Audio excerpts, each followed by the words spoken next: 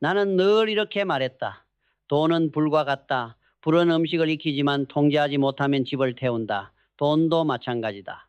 다스릴 수 있으면 자산이 되지만 감당하지 못하면 인생의 짐이 된다. 사람들은 돈을 단순한 숫자나 지폐로 본다.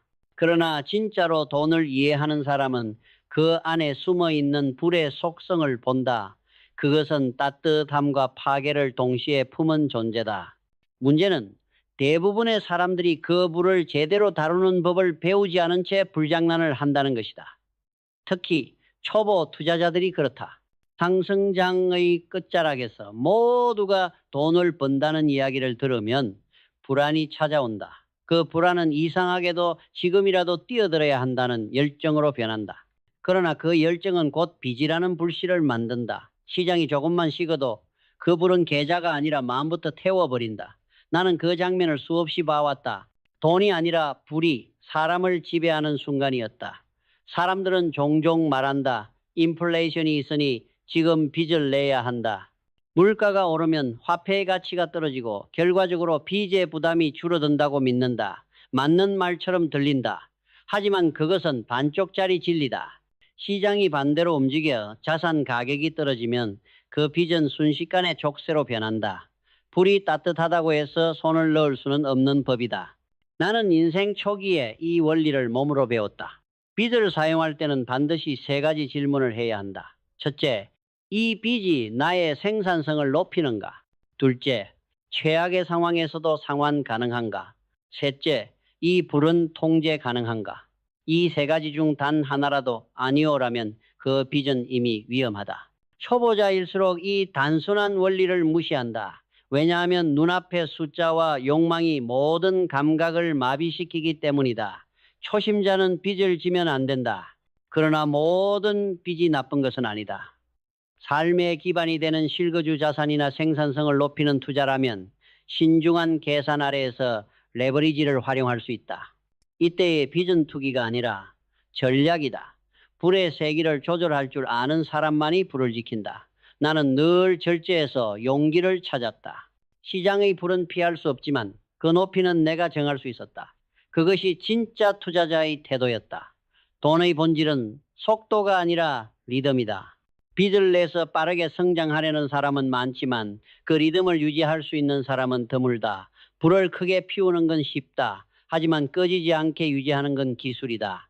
투자란 바로 그 기술의 싸움이다. 나는 종종 젊은 후배들에게 말했다. 돈을 벌기보다 먼저 돈을 다스릴 줄 알아야 한다. 돈을 벌고 싶다는 마음은 본능이지만 다스릴 줄 아는 건 지혜다.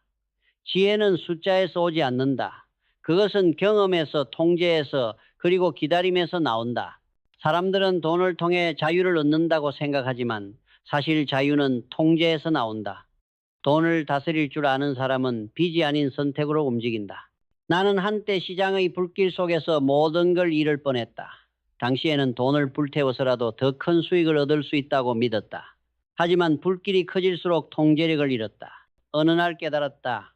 불을 키우는 것이 아니라 불의 방향을 바꾸는 것이 진짜 기술이라는 것을. 그 후로 나는 절제의 미학을 배웠다. 더 이상 시장의 소문에 흔들리지 않고 내 리듬에 맞춰 움직였다. 불은 언제나 존재한다. 그것을 피할 수는 없다. 하지만 다스릴 수는 있다.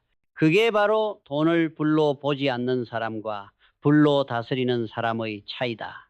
불이 없다면 삶은 차갑고 불이 과하면 모든 것을 잃는다.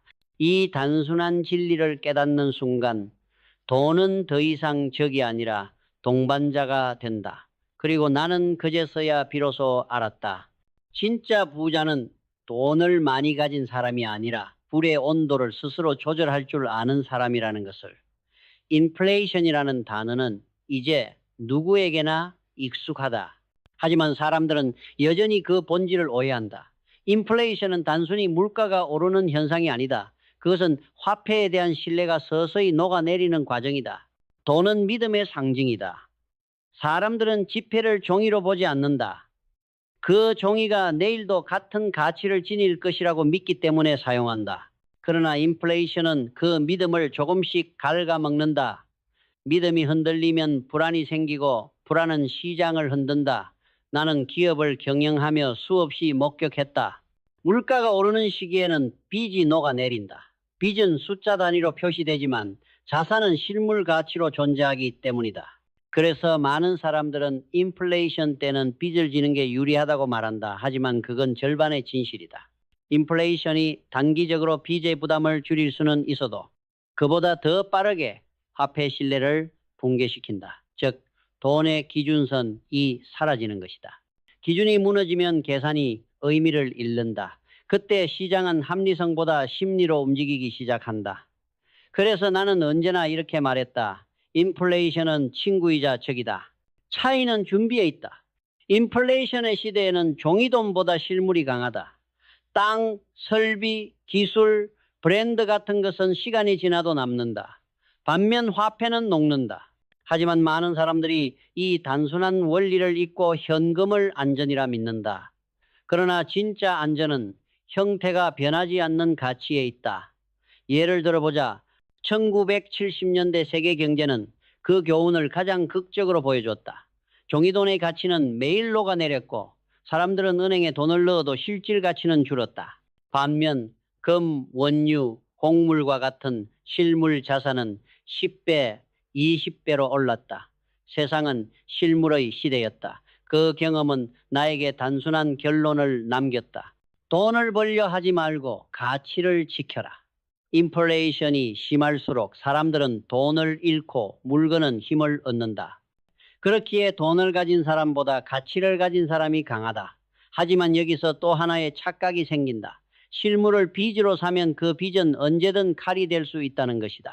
불이 따뜻하다고 손을 넣는 것과 같은 위험이다. 그래서 인플레이션 속에서도 균형의 감각이 필요하다. 돈의 흐름이 변하더라도 본질의 가치는 변하지 않는다.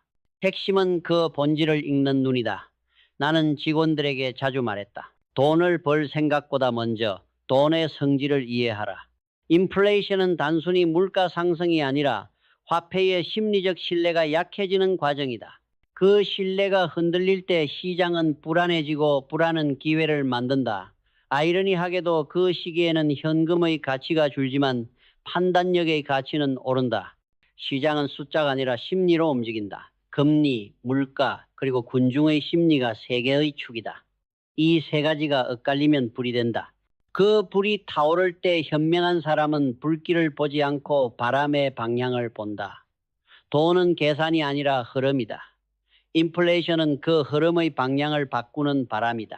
따라서 현명한 투자자는 그 바람을 두려워하지 않는다. 오히려 그 안에서 항로를 찾는다. 왜냐하면 바람이 없는 시장에서는 배도 움직이지 않기 때문이다. 인플레이션의 시대에 살아남는 법은 단순하다. 첫째, 신뢰가 사라지는 곳에서 기회를 본다. 둘째, 종이돈이 녹을 때 실물의 온도를 측정한다. 셋째, 사람들의 불안을 읽는다. 불안이 커질수록 기회도 커진다. 단, 그것을 잡는 사람은 심리보다 깊은 이해를 가진 사람뿐이다. 결국 돈의 본질은 숫자에 있지 않다. 그것은 믿음, 심리, 그리고 리듬의 문제다. 시장이 흔들릴 때 이 세 가지를 읽는 자만이 생존한다. 나는 그것을 배웠다. 인플레이션은 단순한 경제 현상이 아니다. 그것은 인간의 욕망과 두려움이 만들어내는 집단 심리의 불길이다. 그 불길 속에서 살아남으려면 숫자를 믿지 말고 본질을 믿어야 한다. 나는 평생 동안 시장을 지켜보며 한 가지 확신을 얻었다. 돈은 한 곳에 머무르지 않는다. 그것은 물처럼 흐르고 불처럼 번진다. 그래서 진짜 부자는 불을 더 피우는 사람이 아니라 그 흐름을 다스리는 사람이다. 이 원리를 모르는 사람은 언제나 한쪽으로 쏠린다. 상승장에서는 탐욕에, 하락장에서는 공포에. 그러나 부의 핵심은 언제나 균형에 있다. 나는 이것을 불의 구조라고 불렀다. 불이 한 곳에 몰리면 타버리지만 고르게 퍼지면 따뜻하다. 투자도 마찬가지다. 모든 자산을 한 바구니에 넣는 사람은 결국 시장의 변덕에 자신의 인생을 맡기는 셈이다. 나는 언제나 리스크를 분해하고 불확실성을 흡수하는 구조를 만들었다. 그 구조의 이름이 바로 포트폴리오였다. 나는 자주 이렇게 말했다. 투자는 무엇이 오르느냐의 싸움이 아니라 무엇이 버티느냐의 싸움이다. 버티는 힘은 구조에서 나온다. 나는 10개의 어항 중 7개는 전통 자산 주식, 채권에 3개는 대체 자산금 부동산 원자재에 두었다. 바람이 불면 한쪽은 흔들리지만 다른 쪽이 받쳐준다. 그래서 배가 기울지 않는다. 이것이 내가 배운 생존의 기술이었다. 많은 사람들이 분산을 두려움의 산물이라 생각한다. 하지만 그것은 오해다. 분산은 생존의 기술이며 균형은 부의 본능이다. 기업도 이와 같다. 하나의 제품, 하나의 거래처에 의존하는 기업은 위기에 약하다. 반면 여러 기반을 가진 기업은 불황에도 버틴다. 나는 이를 생존의 리듬이라 불렀다. 리듬이 깨지면 불안이 생기고 불안은 판단력을 흐린다. 그래서 나는 사업을 할 때마다 이렇게 다짐했다. 한쪽이 흔들리면 다른 쪽이 버티게 하라. 그러나 사람들은 언제나 속도를 선택한다. 속도는 매혹적이다. 빠른 성장, 빠른 수익, 빠른 성공. 하지만 빠름에는 그만큼의 불안이 숨어 있다. 빠르게 타오른 불은 더 빨리 식는다. 그래서 나는 속도보다 구조, 집중보다 균형을 선택했다. 그것이 장기적으로 나를 살린 이유였다. 분산의 미학은 단순히 자산을 나누는 것이 아니다. 그것은 심리의 균형을 훈련하는 과정이다. 시장에 대한 신뢰와 두려움의 비율을 조절하는 기술이다. 나는 종종 젊은 투자자들에게 물었다. 당신의 포트폴리오에는 마음의 여유가 들어있습니까? 그들은 대답하지 못했다. 왜냐하면 그들의 투자에는 수익만 있고 리듬이 없었기 때문이다. 나는 시장을 계절에 비유했다. 봄에는 낙관이 피어나고 여름에는 탐욕이 자라며 가을에는 조정이 찾아오고 겨울에는 두려움이 내린다. 문제는 대부분의 사람들이 여름의 열기 속에서 영원히 봄일 거라 착각한다는 것이다. 코로나 이후의 시장이 그랬다. 언택트, 기술주, NFT 모두가 불타는 여름이었다. 그러나 결국 그 불은 식었고 남은 것은 재였다. 그때 나는 젊은 후배들에게 이렇게 말했다. 시장의 계절은 반복된다. 봄을 기다리려면 겨울을 견뎌야 한다. 나는 늘 시장의 색을 바꾸려 하지 않았다. 다만 색이 변할 때 먼저 눈을 떴다. 그게 진짜 투자자의 본능이다. 시장에는 늘 변동이 있다. 하지만 그 속에서 버티는 힘은 균형의 구조에서 나온다. 불길이 번질 때 불을 끄려 하지 말고 방향을 조절하라. 그 방향을 감지하는 능력이 바로 분산의 지혜다. 돈은 속도가 아니라 구조의 결과다. 불은 강도가 아니라 흐름의 문제다. 그리고 시장의 생존자는 언제나 흐름을 아는 사람이었다. 나는 그 사실을 평생 잊지 않았다. 나는 시장의 수많은 위기를 직접 경험했다. IMF, 글로벌 금융위기, 환율 급등과 같은 폭풍들이 몰아칠 때마다 사람들의 얼굴에는 공포가 드리워졌다. 그러나 이상하게도 그 시기마다 새로운 부자가 태어났다. 나는 그들을 보며 깨달았다.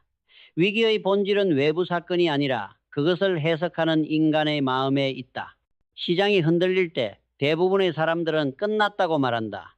주가가 하루 3% 떨어지면 세계가 무너지는 듯하고 금리가 오르면 모두 파산할 것처럼 두려워한다. 그러나 진짜 위기를 보는 눈은 다르다. 그들은 묻는다. 이 변화가 구조적인가 아니면 일시적인가? 이 단 한 줄의 질문이 투자자의 운명을 갈라놓는다. 나는 언제나 세 가지 원칙을 지켰다. 첫째, 분산하라. 둘째, 과도한 확신을 버려라. 셋째, 평정심을 유지하라. 이 세 가지는 단순해 보이지만 시장이 불타오를 때 가장 지키기 어려운 덕목이다. 공포 속에서 냉정을 유지하는 사람만이 기회를 잡는다. 나는 그 원칙을 사업에도 적용했다. 회사가 흔들릴 때 다른 사람들은 돈을 먼저 받지만 나는 구조를 먼저 봤다. 왜냐하면 돈은 사라져도 구조는 남기 때문이다. 구조는 다시 불을 붙이는 토대다. 시장이 꺼져도 구조가 있으면 불씨는 살아남는다. 사람들은 위기 때마다 현금을 모은다. 나는 그때마다 지식과 시스템을 쌓았다. 현금은 위기를 버티게 하지만 지식은 다음 기회를 만든다. 그때 배운 교훈은 평생의 자산이 된다. 돈은 사라질 수 있지만 배움은 절대 잃지 않는다. 위기는 언제나 반복된다. 이름만 바뀔 뿐 본질은 같다. 냉정한 사람은 위기를 수업으로 만들고 감정적인 사람은 그것을 파멸로 만든다. 이 차이는 지능이 아니라 태도의 문제다. 나는 수많은 성공가들 속에서 하나의 공통점을 보았다. 그들은 뛰어난 재능보다 일관된 태도를 가지고 있었다. 태도는 시장보다 강했고 위기보다 오래갔다. 나는 돈을 벌었지만 돈보다 절제를 더 믿었다. 절제가 없는 분은 오래가지 않는다. 욕망은 인간을 움직이지만 통제하지 못하면 인간을 삼킨다. 그래서 나는 언제나 한 걸음 멈추는 연습을 했다. 시장이 오를 때도 나 자신을 멈췄다. 남들이 흥분할 때 나는 침묵했다. 그 침묵의 시간은 나를 구했다. 사람들은 더 벌기 위해 달려야 한다고 말한다. 하지만 나는 얼마나 버는가 보다 얼마나 남기는가를 봤다. 남는 것은 단지 돈이 아니라 리듬이다. 리듬을 잃으면 공포가 들어오고 공포는 실수를 만든다. 절제는 그 리듬을 지켜주는 가장 강력한 방패다. 절제는 포기가 아니다. 포기는 기회를 버리는 것이고 절제는 타이밍을 기다리는 것이다. 나는 그렇게 배웠다. 기다림 속에서 판단이 자라고 판단 속에서 부가 만들어진다. 시장의 소음에 휘둘리지 않고 내 안의 리듬을 지키는 것. 그것이 진짜 부자의 습관이다. 나는 늘 젊은 사람들에게 이렇게 말했다. 부자는 돈이 많은 사람이 아니라 스스로를 다스릴 줄 아는 사람이다. 이 말을 듣고 어떤 이들은 웃었다. 그건 이상론이지요. 현실은 돈이 없으면 아무것도 못하잖아요. 맞다. 그러나 돈을 다스릴 줄 모르는 사람에게는 돈이 많아질수록 더 큰 불행이 찾아온다. 통제하지 못한 분은 자유가 아니라 속박이 된다. 불이 과하면 집을 태우듯 돈이 과하면 마음을 태운다. 그래서 나는 언제나 절제를 선택했다. 절제는 느리지만 강하다. 그것은 욕망을 억누르는 것이 아니라 욕망을 길들이는 기술이다. 그 기술을 익힌 사람만이 위기 속에서도 중심을 잃지 않는다. 결국 투자든 인생이든 태도는 위기보다 강하다. 태도가 흔들리지 않으면 시장이 흔들려도 무너지지 않는다. 그것이 내가 수많은 폭풍 속에서도 다시 일어설 수 있었던 이유다. 나는 평생 돈을 다루었지만 마지막에 남은 것은 돈이 아니었다. 그것은 절제, 균형, 그리고 자신을 다스리는 태도였다. 사람들은 흔히 말한다. 돈이 많으면 자유롭다. 하지만 나는 수많은 부자들을 보며 알았다. 돈이 많다고 해서 자유로워지는 것이 아니라 자신을 다스릴 줄 아는 사람만이 자유로워진다. 돈이란 결국 사람의 감정을 비추는 거울이다. 시장이 뜨거우면 마음도 달아오르고 시장이 식으면 마음도 얼어붙는다. 그 거울을 제어하지 못하면 결국 돈이 사람을 끌고 간다. 나는 젊은 시절엔 돈을 쫓았다. 하지만 세월이 흐르며 깨달았다. 돈은 쫓는다고 오는 것이 아니라 이해한 만큼 머무른다. 돈을 이해한다는 것은 곧 자신을 이해한다는 것이다. 내 욕망이 어디서 비롯되는지, 내가 무엇을 두려워하는지를 아는 사람만이 돈의 흐름을 읽을 수 있다. 그래서 나는 늘 직원들에게 말했다. 돈을 벌기 전에 너 자신을 알아라. 인생의 마지막에 이르러 돌아보면 진짜 부는 통장에 찍힌 숫자가 아니라 마음의 온도였다. 그 온도가 일정하면 어떤 시장에서도 흔들리지 않는다. 나는 그렇게 내 삶을 조율했다. 돈이 너무 많을 때도 들뜨지 않았고 일었을 때도 무너지지 않았다. 불길이 커지면 바람을 막고 불이 약해지면 장작을 더했다. 그 단순한 조절이 평생의 리듬을 만들었다. 이 세상에는 두 종류의 부자가 있다. 하나는 돈을 키우는 부자, 다른 하나는 자신을 키우는 부자다. 전자는 돈을 벌지만 불안하다. 시장이 흔들리면 잠을 못 잔다. 후자는 시장이 흔들려도 미소 짓는다. 왜냐하면 돈이 아니라 리듬을 가지고 있기 때문이다. 리듬이 있는 사람은 세상의 속도에 휘둘리지 않는다. 자신만의 속도로, 자신의 기준으로, 자신의 타이밍으로 움직인다. 나는 그런 부자가 되고 싶었다. 그래서 언제나 속도보다 방향, 욕망보다 절제를 선택했다. 그 선택이 나를 구했고 회사를 지켰으며 가족을 편안하게 했다. 사람들은 종종 나에게 물었다. 회장님, 그렇게 큰 돈을 벌었는데도 왜 여전히 검소하십니까? 나는 미소 지으며 대답했다. 나는 돈을 믿지 않습니다. 돈의 흐름을 믿습니다. 돈은 물처럼 흐르고 불처럼 타오르며 바람처럼 사라진다. 그것을 붙잡으려는 순간 이미 놓치고 있는 것이다. 그래서 나는 집착하지 않았다. 오히려 돈이 내 손을 떠날 때 그 이유를 관찰했다. 그 과정에서 배운 것은 돈보다 값졌다. 나는 마지막까지 깨달았다.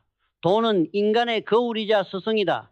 그 거울은 당신의 인내를 비추고 그 스승은 당신의 태도를 시험한다. 결국 부자의 길은 기술이 아니라 태도의 문제다. 절제할 줄 알고 기다릴 줄 알고 포기하지 않을 줄 아는 사람. 그런 사람이 시장을 이기고 인생을 이긴다. 그리고 나는 이제 확신한다. 진짜 부자는 돈을 가진 사람이 아니라 자신을 다스릴 줄 아는 사람이다. 시장이 변해도 세상이 흔들려도 이 진리만은 변하지 않는다. 그것이 내가 평생을 걸쳐 얻은 마지막 결론이다. 불은 위험하지 않다. 다만 불을 다스릴 줄 모르는 인간이 위험할 뿐이다.